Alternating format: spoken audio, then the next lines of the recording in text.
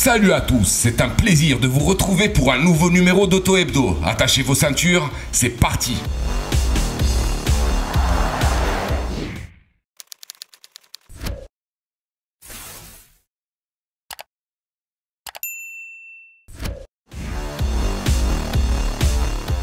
Le Mercedes GLA a été sacré plus belle voiture de l'année 2021 le 26 janvier dernier. À l'aube de la tenue de la 36e édition du Festival Automobile International, la deuxième génération du SUV compact premium à l'étoile a même reçu un véritable plébiscite.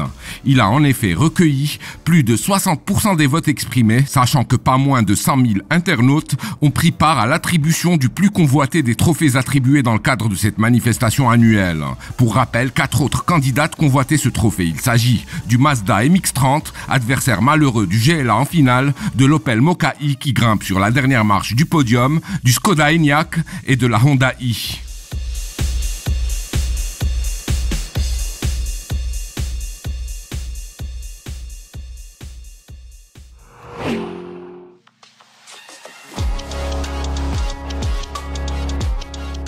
Le comité d'organisation des WWCOTY, Women's World Car of the Year, événement créé en 2009 et qui est à ce jour l'unique entité de récompense automobile au monde dont le jury est composé exclusivement de femmes journalistes spécialisées, a accueilli récemment de nouveaux jurés. Une journaliste marocaine en fait partie. Il s'agit de Behija Zartoubi Shraibi, cofondatrice de Wandalou.com. Ce sont désormais 49 journalistes provenant de 39 pays et de tous les continents qui constituent le jury des WWCOTY.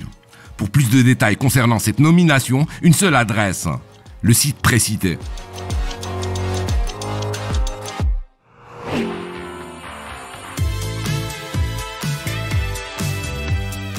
Après une carrière de près de 7 ans, la Mini 4e du nom passe pour la seconde fois par la case restylage. En 2018, elle s'était repoudré le nez tout au plus. Aujourd'hui, elle s'offre un relooking extrême. La face avant est transfigurée, la partie arrière habilement retouchée, tandis qu'à bord, on note l'apparition d'un volant inédit à l'esprit racing plus assumé et d'un écran tactile central plus grand.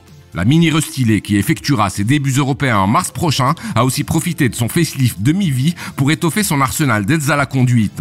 Sous le capot, en revanche, c'est le statu quo.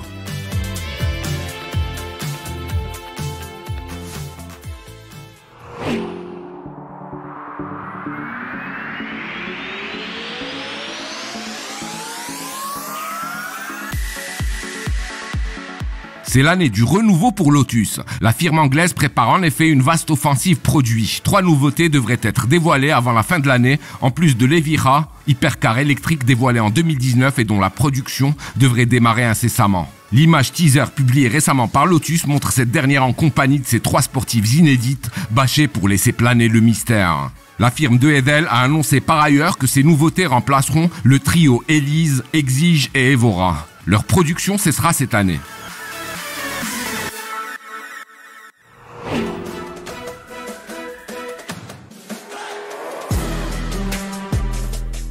BMW est en pleine ébullition.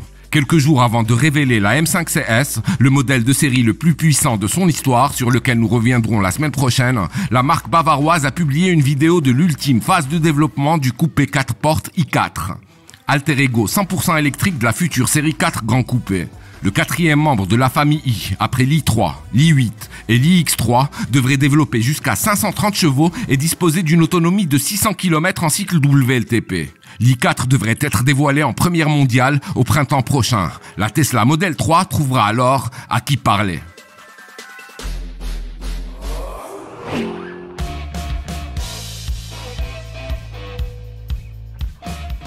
C'est le 17 février prochain que Mitsubishi lèvera le voile sur la 4e génération de l'Outlander.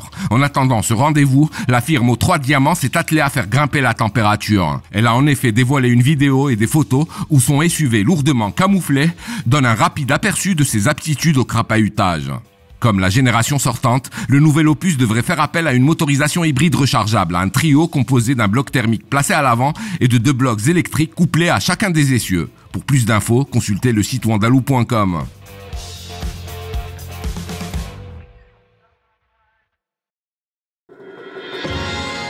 À très vite sur Wandalou.com.